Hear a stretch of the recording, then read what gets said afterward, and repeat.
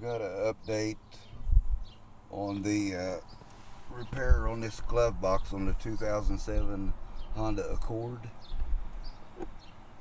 I'll have to check how long it's been. It's been a few months and a few thousand miles on it, and some longer trips, rough roads, and it's holding up very good.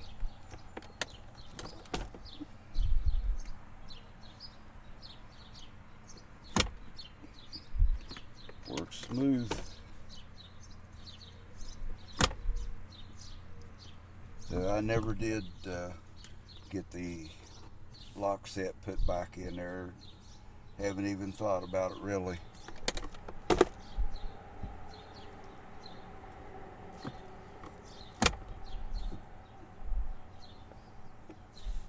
So just wanted to give you a little update on it, and maybe encourage you if you've got broken lock assembly on yours, that you can get it fixed easily and it'll last. So thanks for watching. God bless.